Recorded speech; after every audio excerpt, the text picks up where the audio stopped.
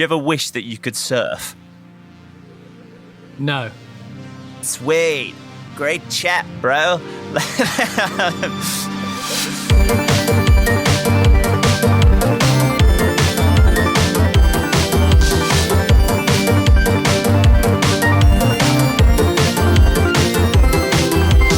Let's start this thing. It's episode 10, not episode 9. Oh my days, it's episode 10 of the Pushing Buttons podcast. Dece, meaning 10, but also decent. Very good. As in, we've gotten to 10, that's decent. And it's also French for 10. Dece. Lovely stuff. We're already, the back and forth is just as good as it usually is. We're firing on all cylinders here, ladies and gentlemen. 10 episodes in, it's never going to stop. Bing, bang, boom. Oh, on fire. Hello, everyone. Welcome to episode 10 of Pushing Buttons. What a journey it's been so far. And let's hope it continues if we've got enough petrol. Hello. Let's do today's show, shall we? On today's show, we've got the news, and there's quite a bit of news, isn't there? There's a lot of news. We're not going to go too in depth if we can for time. We'll race through it. A lot of it you can look up yourself, but we'll just point you in the right direction. It's going to be a sprint. It's not going to be a dawdle. We're going to talk about what we've been playing as per usual, and we will also be dealing with this week's topic, which is video game adaptations to the world of TV and film, or movie if you're from the United States, of which there have been many. Some for better and some for worse, but we'll be going through that. It should be a good laugh. I'm interested to find out which ones are for better. Wow. I can think of one. Yeah, there's two. I can think of two. Okay, there's not been many. But first up, as always, that age-old question mark. What have we been playing? I've been playing. What have I been playing? I've not like played an awful lot. More Fall Guys. Yeah, it's a big one. Which is just good fun. It's now canon, according to Fall Guys Twitter, that they are 6-foot beans. Whoa, that's unexpected. Yeah. They put out a tweet saying, Fall Guys are 2 meters or something. That's the tweet, that's it. And everyone's just like, are you kidding? How are these beans 6 foot? That's disgusting. How dare you? Yeah, that kind of makes them quite terrifying. In my head, they were tiny and cute. Yeah, now it's particularly terrifying. A lot of people just, I think it's the funniest. There's lots of costumes and colours and patterns, right? Yeah. But the one I find funniest is when people just make themselves like pink flesh coloured and just run around like that. It's really gross, but really funny. Little nudie beans. Yeah, so that's a lot of fun. I also been playing PC Building Simulator. Wow. Which, again, it's not much of a game, but like it scratches an itch for me. There are some inaccuracies in it, but it's all right. It's just, I play it because it's chilled. It's like House Flipper. Do you know what House Flipper is? I've heard of it, but I don't know. House Flipper is where you clean houses and like move furniture around and do tiling and painting. Oh my word. Build interior walls and stuff. And it sounds really awful, but like it's just games like that are really like therapeutic and are just what you need sometimes. Yeah. So I've been playing, I've got House Flipper, but I've been playing PC Building Simulator. Horizon Zero Dawn, I haven't really picked it up again at the moment. I'm struggling to find love for it at the moment, so I've just put it on the back burner. I'll come to it fresh another time. Is that because of issues and bugs, or is it just the game itself not massively grabbing you? The game's just not massively grabbing me. It's really it really suffers from open world itis, where it's just like, great, the map's big and everything, but I'm bored of just traveling from A to B to go pick up a metal flower or like search for something that it wants me to look for. Just stuff like that, like, just isn't fun or interesting. I think really when I get back into it, I just need to assault the story, because it's probably the strongest part. And I know it will unlock larger robotic monsters to fight, which will make it more interesting, and open up more areas with it as well. So I have just massively stalled on it at the moment. So I'll come back to that another time. What about you? I was just going to say on that, hopefully when Cyberpunk does eventually come out, it won't suffer from similar kind of staples of the open world game where, you know, those kind of travel from A to B, then back to A just to collect a little naff thing. But we will see, because that's the big one on the horizon. On the horizon. I've been playing. Me and my lovely girlfriend Lorna finished a game called Man of Medan, which is part of the Dark Pictures anthology. It's made by Supermassive Games, who made the game Until Dawn, which was kind of like a horror choice-based, choose-your-own-adventure kind of game, which was quite big on the PlayStation 4. And we thoroughly enjoyed it. It was like, there was a few, it's not the easiest to kind of control, and it doesn't run that well a lot of the time, but we really, really enjoyed it. There were a few frustrating things, like you play through the whole game making like loads and loads of decisions and like make characters relate in certain ways, and you feel like you've built up a character to be a really good person, and then you just make one decision that was like, you could have gone either way towards the end, and a character just dies, and it's like I don't know, and you feel like you haven't made a single wrong decision with this character for the whole game, and all of that is sort of meaningless. And then I just suddenly got them killed. But anyway, apart from that, it was a really good game. We enjoyed that. It was funny. What else have I been digging away a little bit more into Plague Tale? Oh, the big one that I've been doing actually is I picked up Destiny 2 again, and I've been playing that. Oh yeah. I haven't bought any of the DLC. But I've just been trying to dip in and see if I can get my characters level up a little bit, and I've just been enjoying dipping into it again. And I mean, I'm hugely overwhelmed by the amount of stuff that is out there in terms of things that I don't know if I can do because I don't have DLC, or if I can't do whatever. But it is just, it is just a really fun game, and I love the core gameplay in that. I've been playing a lot of Crucible, and there's a new thing on it called Gambit, which is basically like killing enemies, and then you fight a big boss and you have to bank these motes. But it's a good game. I like Destiny 2 a lot, and I'm looking forward. Bank your motes to send Fallen to the enemy team. That's the one. Oh, you've done it. Oh mate, I played loads of it. It is really good. I played it when it came out. Yeah. Gambit is incredibly frustrating but quite fun. Yeah, it's just the weakest link, but with shooting, basically, isn't it? Bank. Yes, I got. Okay, I wasn't with you. I'm with you got around to it in the end. Well, it's the whole thing of like, shall I bank now for safety, or shall I wait not bank and risk losing all of my motes? It's a lot like Weakest Link. But no, I've been enjoying Destiny 2 a lot, and I'm looking forward to eventually later this year when it will become cross-play with PC, because I want to play. I want to play that with some pals. That would be really good. So that's what I've been playing. You send a large blocker to the enemy team. Yeah. I like that guy. He's a cool character. The last thing I've been playing, just this morning, I started Alan Wake for the first time. I played that. Obviously, an old Xbox 360 game, and I just thought, I've never played it. I've missed out on playing it. I like the vibe, so let's give it a go. So I started playing that, and I've been enjoying it. It's okay. That's the Mark Liddell review. It is okay. Yeah, like it's not like mind-blowing. It's not great. There's a lot of stupid writing in it, but like it's like pretty fun. I wouldn't say it's scary, but it's a romp. Yes. It's a B-movie romp of a game. And you know me, mate, I do love a good romp. That's all I've been playing. That's all we've been playing. I'm trying to think who was that? You know me, I love a good romp. Oh, that was just me doing a slight variation of my voice, but Oh, okay.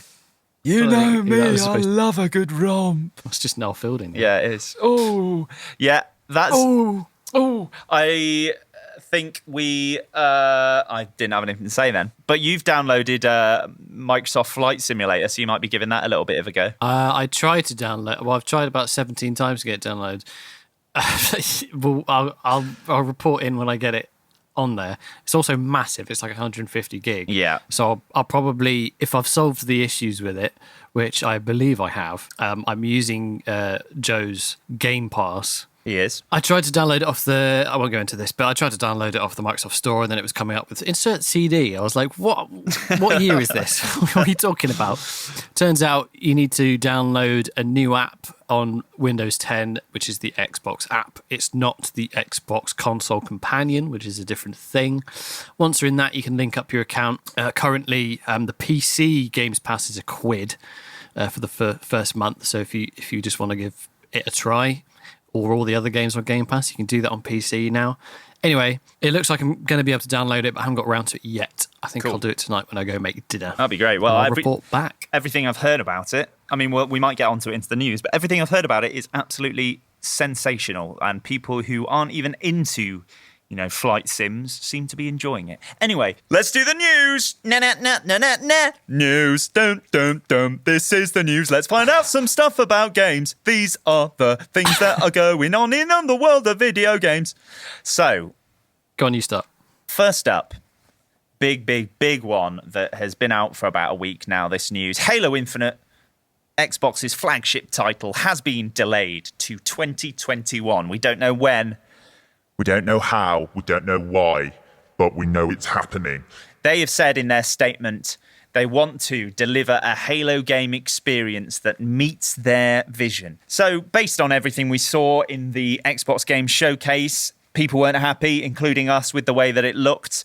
I'm happy that the game is being delayed because I want to play the best version of Halo that there can possibly be, that everyone will enjoy. I just think it massively is putting the Xbox Series X in a nice little coffin, and you're pushing it out to sea and saying, goodbye, Series X, goodbye. Thoughts? Yeah, we did have a discussion about whether this was going to hurt Series X release. Obviously, it's going to. It's a flagship first-party title that won't be there on launch. So that's a real shame for Xbox. But if you already own an Xbox One, you can play it anyway, because it's a cross-gen game. Same for PC. So it's a difficult one. I think their statement was a little strange, because obviously everyone looked at this and just went, well, that looks awful. Gameplay-wise, can't really say anything. It just looks like Halo. So I'm worried that I don't really know what their vision is. I don't think they know what their vision is. But they've basically said it's because COVID has made things difficult. But, if that was true, they would have surely caught up to the fact and realised what they were doing wasn't good enough and delayed it. Yeah, previously. So I don't really understand why it's taken a load of people going, this looks awful, right? And they've gone, oh yeah, scratch your head. It does look awful. Blame COVID. I think there was probably a situation in which they thought there's an extent that they thought maybe we'll get away with things. There was also talk. Phil Spencer was saying in an interview that that there was talk of them releasing the single player and the multiplayer separately, so staggering them so that they could focus on getting one done before the other. And also, I think they mentioned in their statement that it's sort of for the health and safety of their employees. Basically, they want to avoid that kind of end of development crunch where they're all going to work hideous hours. They want to avoid that, which is great. I think is a sensible thing. But I just think for the benefit of this game and all the people that are excited for it, I think it's the right decision. I want to play a good Halo game, so I think it's just a big worry for Microsoft and selling their new hardware. Yes, the second piece of news is back to Horizon Zero Dawn here. Guerrilla Games is still working on issues plaguing Horizon Zero Dawn Complete Edition for PC that have affected so many people at launch. In a tweet, they addressed this, adding, "We'll update you as soon as we can share more information. Thanks again for your continued patience and understanding." I should add that's over a week old. Yeah. There has been one patch, I believe. I'm not sure what it was. I think it was crash stability issues. Okay. As far as I'm aware, I haven't crashed since, though I've not been playing it this week, I have to say. But I mean, you were saying that your computer was kind of handling it okay. It was more the slightly lower end PCs that were struggling from what you said before. Well, yeah, I mean, the actual optimization isn't good. As long as it isn't crashing for everyone, the next thing they need to do is just proper optimization, because I should be running it at higher settings for the FPS I'm getting. And for people with more powerful PCs, it's the same problem. So just hopefully they're just going to keep updating it and making it work for everybody. Which it should, which a big game like that should just work. Next up, a lot of you have probably seen this news is kind of broken outside of just the gaming sphere and into kind of business news. Epic Games and Apple are having a big old feud, a big old war. Epic says that Apple is terminating their developer account and will cut them off from developer tools on August 28th. Apple says Epic is violating its App Store guidelines by using its own payment system. So there's plenty more to read out there about this, and some of you might have seen Fortnite put out a kind of piss take of an old Apple Mac advert from the 80s, and which is again a parody of. So it's a parody of a parody, because the Apple advert was a parody of the film 1984. Anyway, Fortnite have made one where they are basically saying that Apple are Big Brother and they're baddies, and you shouldn't like them, and basically they're putting the hashtag Free Fortnite out there, and it's seems to be a huge war. Don't know how it's going to happen. Epic are trying to take Apple to court. They're trying to sue them. Apple are kicking them off everything, all of their devices. Then this won't just affect Fortnite. The whole severing the developer tools for all Epic properties will affect other games that Epic have other than Fortnite. So it's a pretty big deal. It's just a strange situation to be in for someone. Well, it's quite a simple situation, I suppose, for someone who doesn't really care about either side, in that it's two huge corporations fighting each other when they both got billions and billions of dollars, and it all just seems a little bit mad. Ghost of Tsushima will be getting a free co-op multiplayer update later this year. It will be a separate game mode that doesn't follow the main story. Don't have a lot to say about this. It is very nice. I think that's a nice treat for everyone that's got that game, and a lot of people seem very excited about it. So that's very nice. Yeah, people are describing Ghost of Tsushima as a excellent swan song for the PS4 era. Mm-hmm.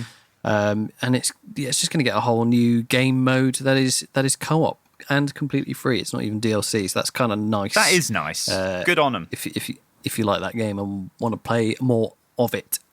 We've got a couple more delays here. It seems as though, unsurprisingly, I suppose, from when all of this COVID stuff started happening, a lot of companies have had a lot of problems with their development cycles. First of which, Vampire the Masquerade Bloodline 2 has been officially delayed till 2021. That should be Bloodlines. Sorry, Bloodlines. I'm kind of fine with that because that'll be a fairly large game. I really like the Vampire the Masquerade universe and lore, so I am looking forward to it. However, with Cyberpunk, potentially coming around a similar time that would have been coming out, it's good that these sort of larger RPGs are spread out. And as we always say, I'd rather it be a good game rather than an incomplete one. Yes. The other delay is Deathloop, which is now coming to PS5 in spring of 2021. You have to remind me which one Deathloop is, actually. So that is one that is made by Arcane Studios, who make Dishonored 1 and 2, and it's that one that's very stylized, very kind of James Bondy retro, and it's all about being in a loop if you have to assassinate people, and every time you die, the loop restarts. I think it was it's a timed exclusive to PlayStation, and was going to be one of their. Don't quote me on this. I think it was a launch title, but it's definitely early in the console's release, so they're losing quite a big early exclusive there, PlayStation. So I'm sure a lot of the fanboys for Sony and Xbox are having some nice Twitter wars at the right moment, being like, now you've got delays. Oh, but I've got delays. Oh, all of that stuff. 2 new Batman Universe games are set to be showcased at the DC Fandom event on Saturday, the 22nd of August, which is today, the day that the podcast comes out.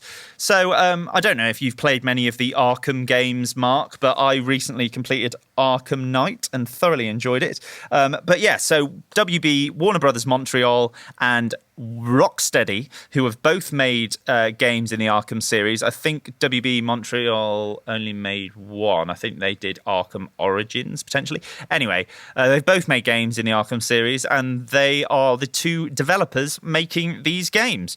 I believe Rocksteady's game is a Suicide Squad game. Yes, correct. And the WB Montreal game is yet to be titled or announced. They're just putting lots of teasers out there. So that's quite exciting. I was a big fan of some of the Arkham games. I can tell you what it is because it's a later piece of news. I think it's confirmed to be Gotham Knights. So that'll be on that. If you want the details of that reveal, it'll be at 6:30 on the 22nd of August. Fantastic. So yeah, if you're into those games, admittedly, I only played the first one. Okay. And then I remember seeing footage of the next ones and thought, oh, more of the same. Yeah. I already played that one. I'm good. It is very. I mean, Arkham Knight was a bit bigger in that you had all of Gotham to explore, but in terms of gameplay, yeah, very, very similar. I really didn't personally need more of looking through detective lenses, setting bat traps, and that combat system over and over again. Like, I enjoyed the sort of moody Batmaniness of it, but I was like, it's just going to be the same. I don't need more space to do the same thing. Yeah, I hear what you're saying. I think just some people like being in a Batman world, existing in that world and in the lore and the characters. But I agree that, I personally found the combat incredibly repetitive. Next up, Zelda Skyward Sword has allegedly been spotted as a listing on Amazon UK. I went and looked for it myself, couldn't find it, so I don't know how they found it. I wonder if it's been taken down, maybe. Yes, probably. This is just another of Nintendo's oldies that they're bringing forward. I mean, Skyward Sword, Nintendo Wii, I want to say? Yeah, late Nintendo Wii, and that's the only release it's had so far. So, well done, Nintendo. Pikmin 3 and an old Zelda. Superb work. Yeah, I wonder if they will potentially bring the Wii U HD remasters of Twilight Princess and Wind Waker to the Switch, because I would rather play them than Skyward Sword, in all honesty. Yeah, so would I. But yeah. Hey... wonder if they'll make any new games. Probably not. And speaking of Nintendo, we've just consumed the Nindies showcase from Nintendo, a nice little 20-minute kind of bite-sized morsel of indie games that are coming to the Switch. As always, how did that taste? Ooh. It's a tad disappointing. As always, a lot of the games were revealed to be out today, or at least demos are out today. Which must cause... That's always exciting. It is always exciting, but it must be havoc for game reviewers who are like, I've got to download it now. Because normally they get it early, mate. They get everything early. Well, I don't know. But yeah, so that was shown just this day, and there were lots of games shown off. Nothing that really got the juices flowing massively. I like the look of Hades. I've kind of been following that game for a little while. That looks like a lot of fun. There was Spiritfarer. Is that right? That's right. And that's sort of an anime, very colourful looking art style. I don't really know what it's about, but I think looks say like you tried a chill game. No, that is out today, and it's on Xbox Game Pass. So I've downloaded it, and I'm going to give it a go. It just looked really sweet and nice and colourful and a nice art style. There's 2-player. Goose Game is coming. That's an update that's coming to Switch, which is going to be Havoc. There were lots of little games shown off. It's hard sometimes with indie games because really you never know how good it is until you get your hands on it, because often they look like they're a bit naff, but then when you start playing it and really get into it, it can be great. Because I remember when I saw Hollow Knight for the first time, I was like, this looks kind of weirdly cheap and not that great. But then when I started playing, I was like, this is one of the best games ever. So yeah, I can't really pass a lot of comment on if they look any good, but go and check out the games if you want. Go on, you can go watch the Nindies showcase on YouTube. Also, that's a terrible name. That sounds like something a 10-year-old girl calls her underwear. Oh no, I've wet my Nindies. I was just about to say, hey, I think it's pretty cute, man, but you've ruined it now. I definitely am not going to say that now. Mummy, I need a change in Nindies. Moving on now, Rogue Legacy 2 and Microsoft Flight Simulator X were released on the 18th, which is today. That'll be coming to... as in Flight Simulator will be coming to Xbox Series X at a later date.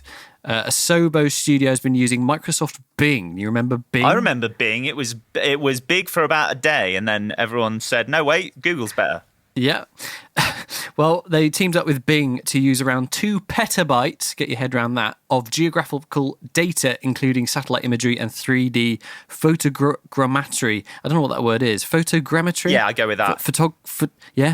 Data to create the entire world in extraordinary detail. So, I'm going to install that giant 150 gigabyte game, Yowza. have a little fly, and then probably uninstall it. Yeah, I'm sure it'll be fun for some people that like that kind of thing. I'm not much of a sim man myself, but something about just saying, "Oh, I want to fly over my mum and dad's house and have a look at, that kind of thing," does sound appealing. I also noticed at the top of that there, you mentioned Rogue Legacy 2, Mark. That is out today, is it? Yeah, you can. On the 18th, it came out, so you can finally play that. I thought I'd slip that in there with the MFSX, as no one's calling it. Yeah, I noticed that. Are you going to be downloading Rogue Legacy 2 then?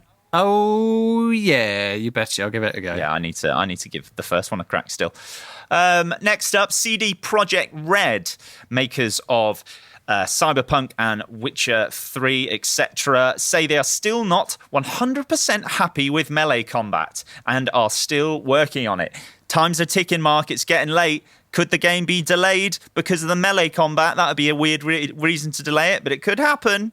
Are you suggesting another delay? I am suggesting it. I think it's likely. There's a lot of delays going on. Blimey. We're going to be in a different century by the time this game comes out. It is a coincidence because I mentioned melee combat in a previous episode. You said you thought it looked a little bit janky and not great compared to the gunplay. Yeah, so it's quite, kind of encouraging to see. I got an eye for these things, I suppose. You've got an eye and another eye, which makes two. Yeah, I'd like to see some like fist weapons as well as just punching. We didn't see knives and baseball bats, but I'm assuming that's going to be part of it. Oh, they'll have knives. Yeah, surely. We saw a thermal katana in the Nightwire episode 2. But hey, let's see how it comes out because I did think it looked a bit ropey. Yeah. Popping back to Fall Guys now, just to report that it's had 2 million downloads on Steam within the first week, which is colossal. That is huge. Yeah, they're doing all right. And also the game already has costume tie-ins with Valve titles with Gordon Freeman and The Scout already being present. Is that The Scout from Team Fortress 2? It is. Oh, that's fun. But they have also reported that there will be more tie-ins and stuff to follow. So that's good news because it's a bit of fun, isn't it? Also, something that you asked was whether it was coming to other platforms. That's right, I did ask that, yes. You did, because at the moment you can't get hold of the game. And at Fall Guys Game, which is their Twitter handle, they said, getting lots of questions about platforms. We've answered in a few places, but once more for everyone. We're focusing on PC and PS4 right now. We'd love to release on more platforms in the future. I personally love Skyrim memes. I hope we release on smart fridges too. So there you go. We all love Skyrim memes at Four Guys. We love them. Yeah, I hope it comes to Xbox. I hope it comes to Switch. I think it'll be a great game to play on the Switch. But yeah, I'm very jealous that you're playing that game a lot because people seem to be loving it and it seems to be hilarious. So good on you, Fall Guys, and good on Devolver Digital for making such a fun game. Shall we move on to today's topic? Big topic. Video game and TV film.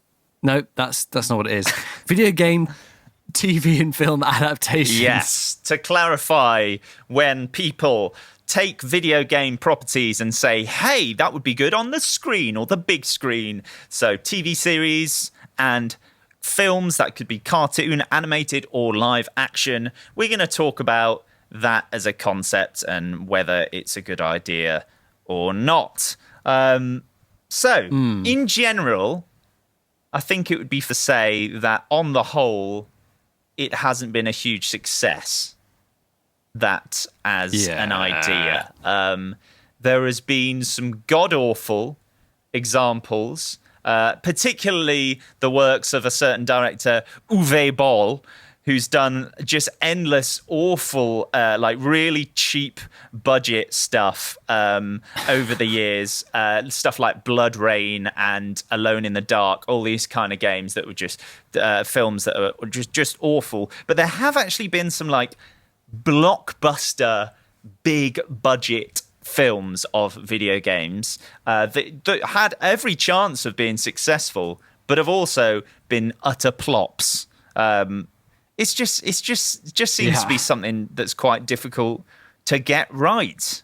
Yeah, you're absolutely right. There's something, it just doesn't translate well. I suppose in video games, there's a lot of transitional stuff where you're moving from point A to point B, and not necessarily a lot is happening narratively, especially if you're just attacking stuff. Obviously, that might translate into an action scene, but if it's not really moving, story and plot along, they seem to always just fall into this hole of there's a baseline story or idea there, but how do we actually translate that without gameplay and a pad in your hand? And it always just comes out with really like pan-faced dialogue. And I am referring to more of the Uwe Boll oeuvre. That's how they come across, just really like dialogue is happening, let's punch each other, and just like and just like cool music. It's almost like and silly effects. Their only sort of crutch is the appeal of people who like the games, and they think they can get away with just references to the games and like, oh look, it's a thing that they do in the game, and we don't actually need to have a good plot, acting, or special effects. We can just reference the game. And I've got to be honest, sometimes that works. I do love every now and then a little cheeky nod to the camera, like this is the thing from the game, but it needs to be padded with actually a good film. So, and there's been other examples. There's The Prince of Persia with Jake Gyllenhaal back in 2010. There's been more recent ones like the Warcraft movie that got absolutely panned. There was the Doom film. Yeah, I've heard mixed reviews though. Some people seem to like it. What about the Warcraft one? Yeah, some people seemed sort of that it was like okay. Yeah. I've not seen it. I haven't either. It looks like the kind of film that would give me a headache. Yes. But not because of plot, but because it was visuals. Very vivid colours. Yeah, there's 3 films that have definitely given me a headache, or 2 rather, and it was Maleficent and Avatar. I thought you were going to say something about. I thought you were going to say Speed Racer. Have you ever seen that? That's got incredibly vivid colours. Is Speed Racer the guy with the white helmet? Yes, I think so. Oh right. Have you seen the original cartoon? It's hilarious. Yeah. It's based on the film is based on that. He's going over that cliff. Just stuff like that. Yeah, it is the guy with the white helmet and the white car. Yeah, there's endless examples of it not working. However, in recent years, probably the last year or two, there have been a few examples of it actually starting to go a little bit better. So, for example, I think something we can both agree on, and something that we both enjoy. Well, a couple of things we can agree on. First of which is the Witcher TV show that, of course, was made on Netflix with the illustrious and beautiful Henry Cavill. Which, although it had its faults, I think was a really, really good attempt at making a TV series based in the Witcher universe. Yeah, I genuinely thought it was superb, really. I think they hit a really nice tone. Everyone is excellent in it. I don't really, no one springs to mind in terms of thinking, oh, they felt out of place or anything like that. It's just stuff like dialogue. It didn't feel like just pulled straight out of the video game and really just like, oh, he says this line and therefore you've got to say that. I thought it just flowed really well, and it had a good tone and a good sense of humour, chucked in there as well. I thought it deserves all the success it's had, and I look forward to season 2. Yeah, definitely. I think the only thing that my slight gripe with it, having played The Witcher 3, is that the Ciri that they kind of, portrayed in this first series, it's difficult to see how she is going to end up as the Ciri we see in The Witcher 3, the adult Ciri, just because she's so pathetic in this first series. But I suppose, she doesn't really know who she is yet, and she doesn't know the powers she's going to have and all this kind of stuff. Yeah, she annoyed me a little bit. Yeah, her age is also a bit ambiguous because I haven't read the book or the books, plural, shamefully. But at least in the video game, she's very young when Geralt starts providing tutelage for her and all that sort of thing, and essentially being her parent, carer, whatever. Owner. Oh dear. But yeah, in this she looks like she could be anywhere between like 13 to 16 or something. Yeah. So she is like slightly older, but then again, they could say that she's 10 and I wouldn't be shocked. Yeah. So I'm a bit, She's a little bit further on in years by the time they finally meet at the end of the series. Spoiler. So, Yeah. But in terms of the general sort of consensus on the series, everybody in general seems to like it. I think there's a few original book nerds, book readers that are going, about small details, but that's always an issue. One thing, Henry Cavill was really keen because it was a passion project of his for sure. He's read the books and also played the games as well. I think he was very keen to get sort of try and mix the lore and some of the traits from both the video game and the books. I think that was partially out of love for both mediums and also an attempt to please everyone. Do you think that was a good decision to try and do that? Yeah, definitely. I mean, you're never going to please everyone because, I mean, the internet exists, so it's impossible. But I think, yeah, like you said, it was a huge passion project for him, and in loving both mediums, you could tell that he brought a lot of Geralt from the video games into his character. Obviously, he's done an English accent as opposed to the American accent, but just his whole very gruff and dour demeanour, I think he really did take a lot of inspiration from that, because I suppose it is the only acted or voiced depiction of Geralt so far, and it is so. It's the second. Is it second? What else has there been? Yeah, there was a because the author of the books is Polish. There was a TV series in Poland that was pretty. I think it was pretty panned actually, but I've seen clips, but I'd have to go back to remind myself of how his demeanor was. Yeah. But I don't think it was like millions of miles away from what we know now. Okay. Probably just slightly less gruff, I guess. Yeah. But also it was in Polish. Yeah, I mean that's difficult to understand. I think he nailed it, and they did. I think they all set out saying that, listen, we're following the books. This is very much, we're using the books as emphasis, as the sort of I don't know what's the word I'm looking for. They're using the books as inspiration for the show. I think that was probably a way of them warning the gamers that, like, hey, listen, you probably are going to find issue because it's not exactly like The Witcher 3 and the Witcher games. But I think that also, made me go into it a little bit more open-minded than I would have done. So I think it does help that there are the books as well as the video games to draw on.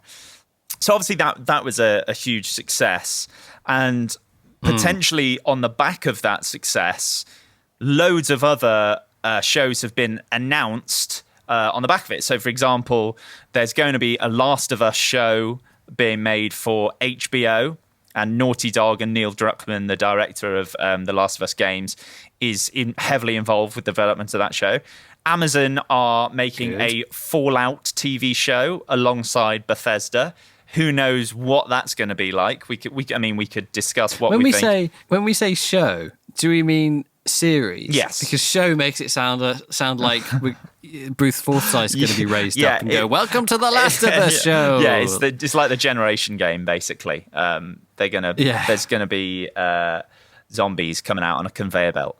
A series, Mark. I meant a series. So okay. So Amazon. So I mean, God knows what the Fallout TV show will be like. Hopefully, it's better than the recent Fallout games. I'm gonna assume that The Last of Us will be interesting but quite boring. Yeah, and the Fallout one will be terrible, because the problem with the Fallout thing is that we've had loads of films based in what we call post-apocalyptic world. Fallout itself doesn't necessarily have a story. It just has more of an idea, and that's what the games are based on. Yeah. The Fallout games are all about the individual characters and the character's story arc along the way. The story arc tends to be, I got shot in the head, where's my son? Or something like that. So, like, there's not really a lot of basis to... There's obviously the themes in terms of the way everything looks, what do you call it? Aesthetic, but in terms of actual story and a thing to drive the show, there's not like a ton of stuff that we're all gonna, because we all prefer different Fallouts, or you know what I mean. So there's not really going to be one thing that kind of draws the narrative together to make sense. It's just going to be like, oh, cool, bomb goes off. It's a '60s aesthetic.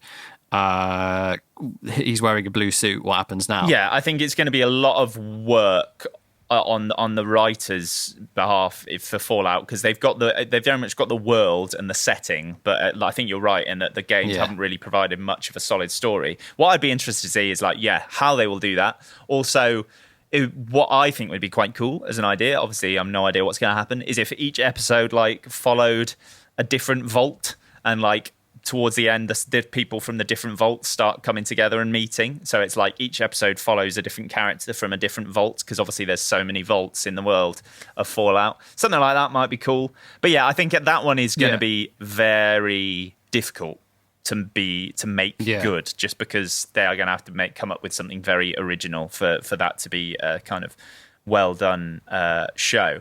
But I think kind of the thing to take away from those examples and from The Witcher, and also we'll throw into the ring the Castlevania cartoon on Netflix, which is absolutely superb. If everyone hasn't seen that yet, please go and watch it. Just so well done, incredible action, incredible acting and writing, all of it brilliant. The thing that seems to be a common thread is that the series and the shows seem to have a bit of a better success rate than the film or movie adaptations. And maybe that's just because the longer form and the not having to trying to cram an entire video game into a film. Because if you think about it, a film is 2 hours, a video game can be anywhere up to 40 hours. Trying to cram all of that action and plot and exposition into a film often has disastrous results. And the fact that they were in The Witcher, they really were able to take their time with the storytelling and have those moments of Geralt riding along on his horse, talking to Dandelion. Was he called Dandelion in the show? He was called Jaskier in the book, so they went with Jaskier. That was it. And they had him talking to him, and just all those moments of fun comedy where not a lot is happening, but it's just a good script and a good bit of chat. Those are the kind of things that you really get away with in a TV show, and it allows you to kind of sit in that world and enjoy it. And I think that's what a lot it allows everything to breathe. Yeah, exactly. And I think that's what Castlevania did. That's what The Witcher does, and we'll obviously see what happens with these new ones that are in production. Another recent one that apparently a lot of people had a lot of love for was the Sonic film. Obviously, it had a huge amount of controversy because of the whole look of him, and then they went away and remade him because the fans were upset. But apparently, people love that film, and it made a whole lot of money. So I haven't seen it yet. I think that love is primarily goodwill for two reasons. One, they did go back and redesign Sonic because he looked genuinely horrific. Terrifying. Really terrifying. And also because it wasn't terrible. I don't think it's because the film is really good and people actually loved it. I think it just wasn't awful. Yes. I'm going to go quote my friend Charlie again, Neville, when he went to the cinemas to see it. He just said that you could remove Sonic with any character and it would have worked. He just said it just didn't necessarily feel like a Sonic film. That could have been any zany sort of animal character, and it didn't matter. That's how he felt about it, and I could sort of see that. Looking back at the trailers, I could see, he could just be talking to a bright red ferret, and it wouldn't matter necessarily. But I suppose the difficult thing with that is Sonic as a game isn't a narrative thing, is it? It's a platforming game where the character doesn't talk. So I suppose that what they're doing is banking on the success of him as a cool looking character that people have nostalgia about, and then using that as a basis, they make a plot out of it. But I totally understand what Charlie's saying there, in that they're selling the film on the image, and it seems to have worked. Yeah. So I guess the questions to kind of come out of this is is it something that people should be doing? Is the video game versions that exist of these franchises already the best possible way to tell these stories and interact with these characters, because you are physically interacting with them? Do we need, obviously the whole financial thing, that's why these things are happening in the first place, but do we need video game movies and video game TV shows?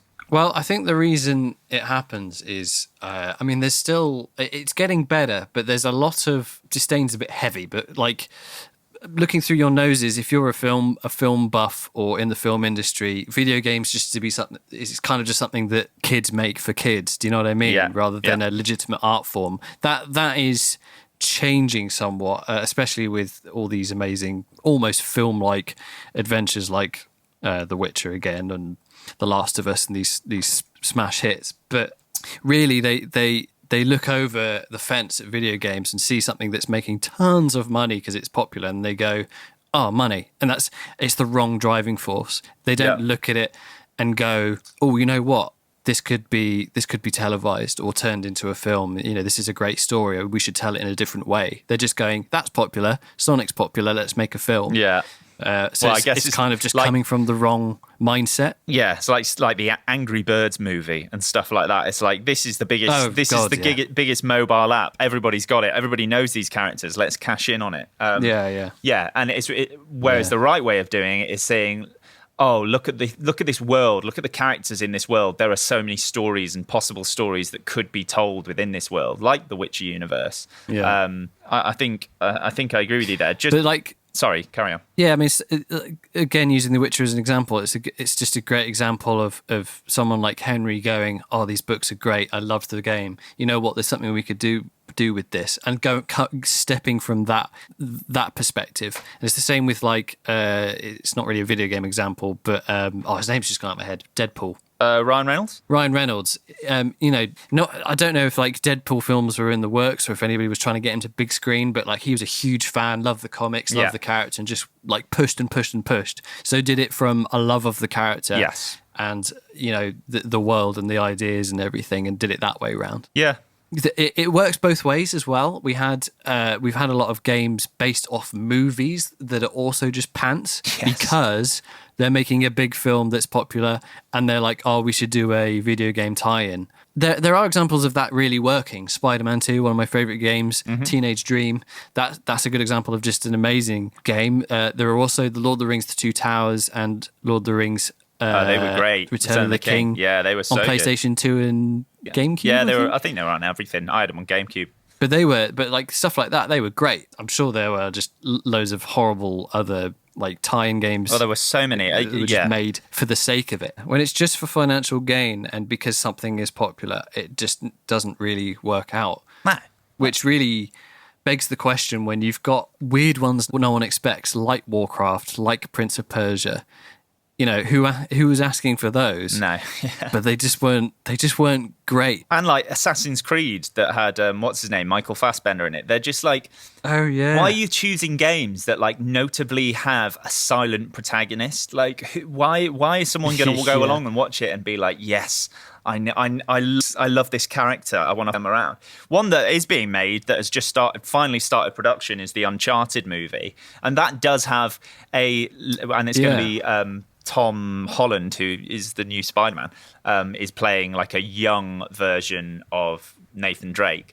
That, I can imagine working because he is a very likable and funny character. There is going to be good dialogue in that film. So, if it's done right. So, I can understand why they're making a film of that, because it's it's an origin story for him. It should have funny dialogue. It could have amazing set pieces. So, yeah, we'll see how that one turns out.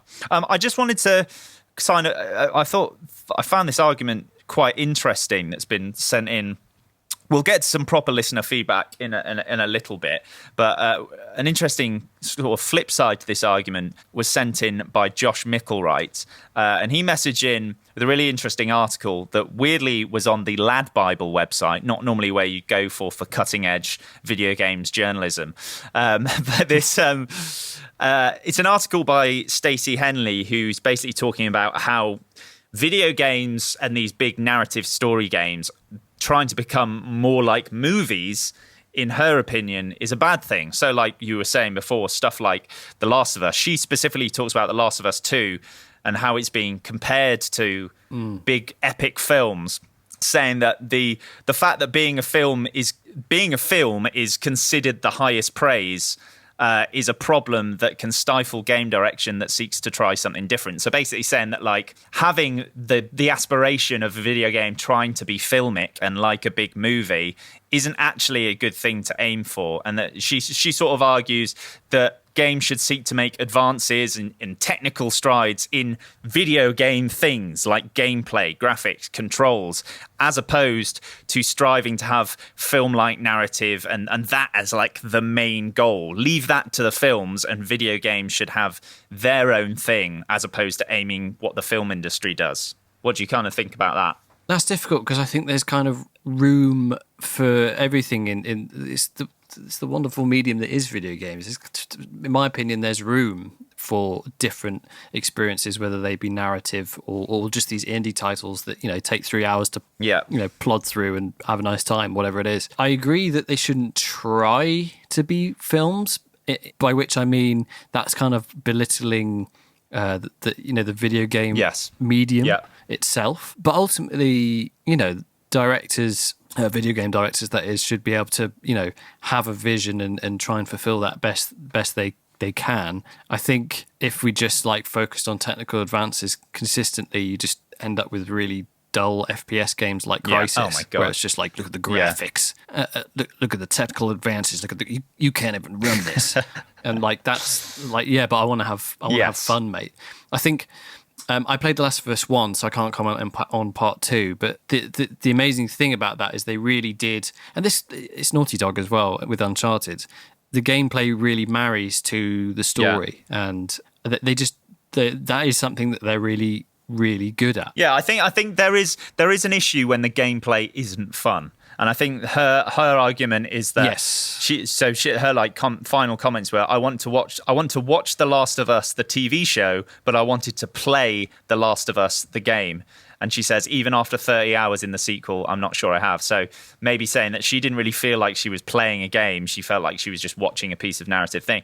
But, I mean, that's obviously her opinion. I think as long as you're enjoying playing it, I think a game with a really, really strong narrative that makes you feel something and you're totally absorbed in the plot, I think that's a really good thing. And I think in a lot, if a video game is like a film in that sense, that it has an incredible plot, characters, acting, they can be better than films as a piece of media. Not that they necessarily should be directly compared, like you said, but the fact that you can interact with it and you have a bearing on this storyline is something that I think is what makes video games so incredible as a medium.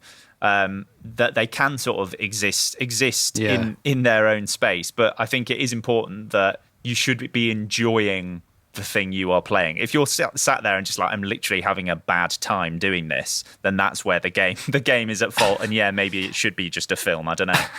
I have to be honest, it just sounds like Stacey doesn't like The Last of Us, if I'm being honest. Yeah. So maybe she liked the characters, but like didn't enjoy the game, but doesn't want to admit that, which is fine. So she would prefer just to watch those characters. But the thing is they're not going to do, you know, a 3D rendered version of that film with Ashley Johnson as Ellie and all that sort of thing. Like, they're not going to do that. Yeah. So it's going to be a different experience once that show comes out. Like, it's not going to be what she wants anyway. So I think she's just going to be upset whether she's playing the game or watching it, to be honest. Yeah, I don't think there's any pleas in this. Stacey, who even are you? No, I'm kidding. Please go and check out our article though, if her comments do resonate with you. It's on Lad Bible. I think it also but she does have a point. I know what she's saying, but I would speculate that she just doesn't really like it. Yeah, exactly. And that's for some people, that sort of game isn't for them. And it's like we were saying the other on a previous episode that Lawal was asking about different sort of forms of game, like the short little bursts of games that you might dig into that is just really, really fun and doing loads of really fun stuff. Like, I guess games don't always have to be putting a smile on your face, fun, I'm having the best time. Sometimes you don't always want that kind of experience. Yeah, and you know, in terms of like heavily narrative games, you know, the Quantic Dream games, Heavy Rain and Detroit Becoming Human are just not going to be for everybody. They practically are films, but they unabashedly just, those games are what they are. Yeah. So you know what you're getting yourself into.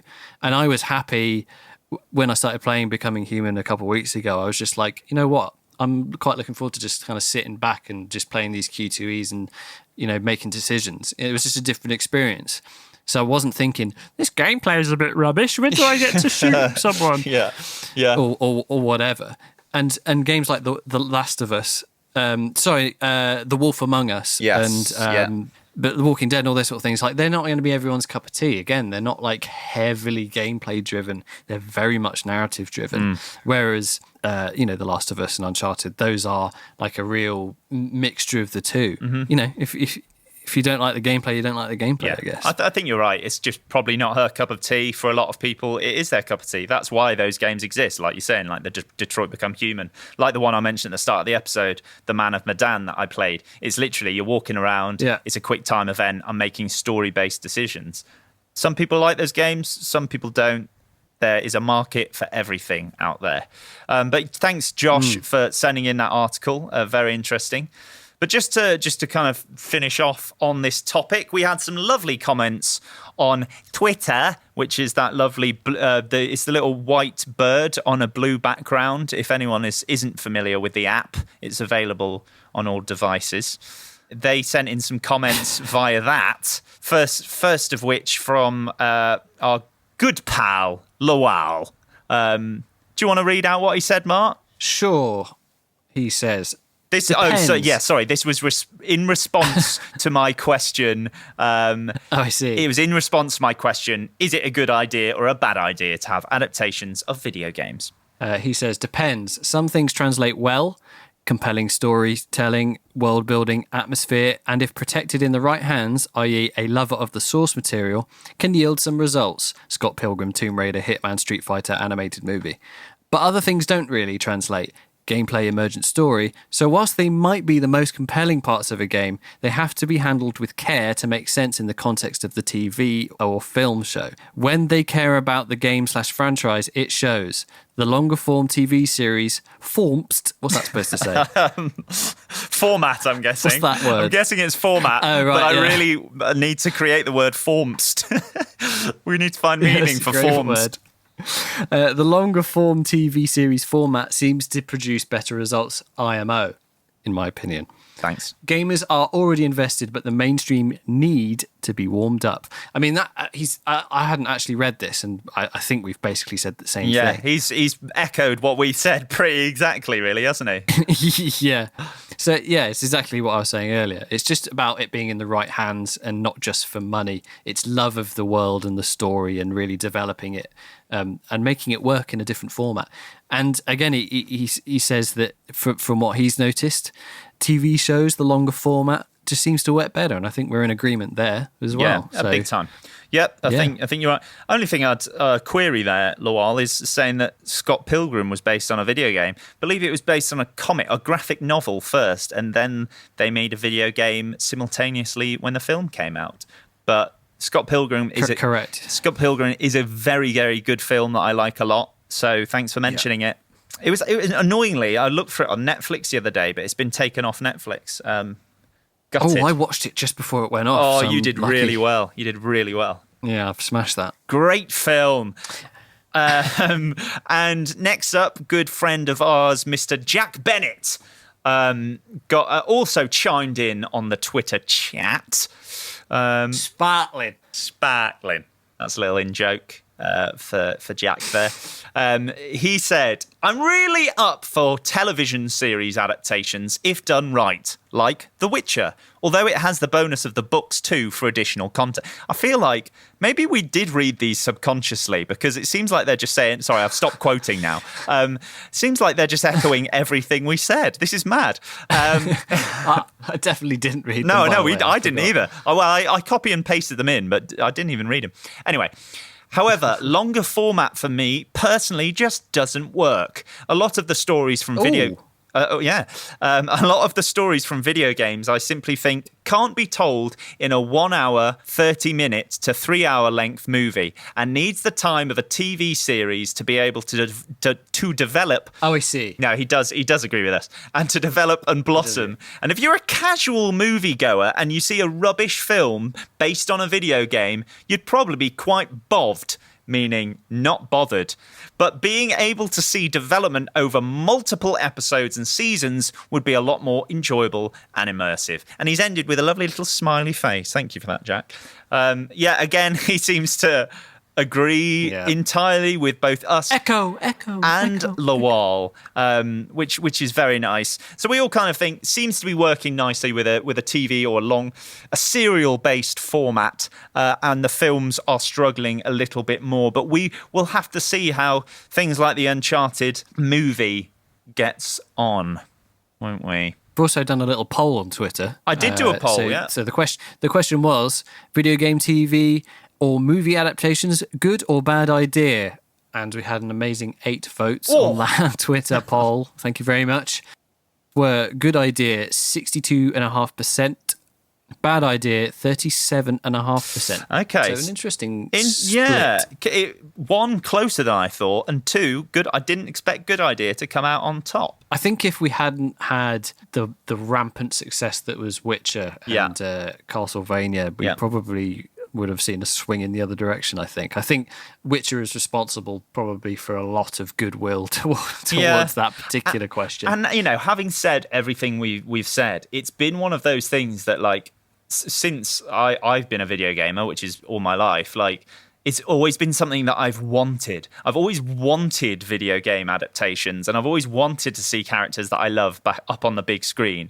It's just that they've always been bad. But I've always had this weird craving that, like, I would love to see, like, Link from Zelda up on the big screen. But it's like, well, actually, if you think about it, that would be terrible because he doesn't talk. So it's one of those weird things that I get why people say, yes, it's a good idea, because you want that kind of, I don't know what the word, the nostalgic itch, and you want everything to appeal to those sort of fanboy sentiment.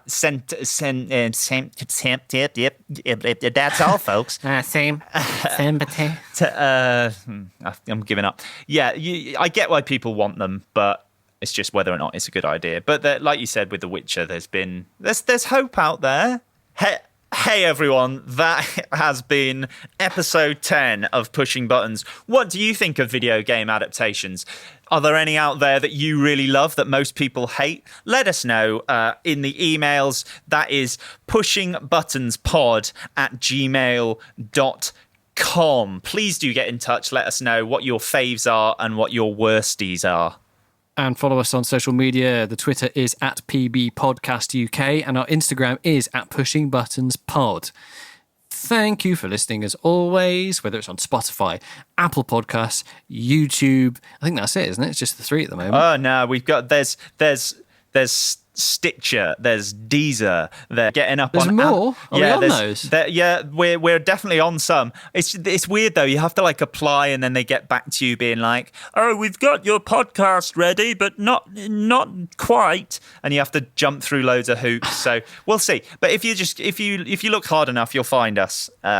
That's really easy, isn't it? We love putting a podcast out there that you have to trawl through loads of stuff to find.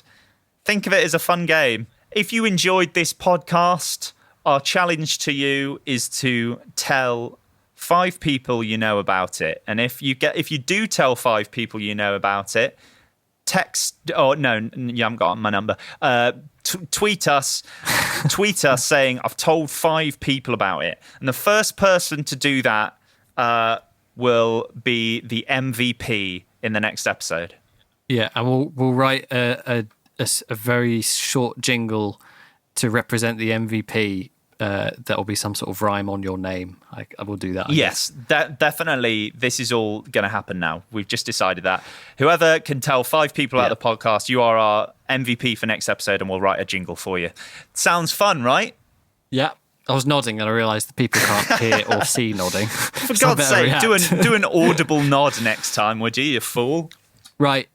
See you next week. Thanks for listening. Bye, everyone. Bye. Bye.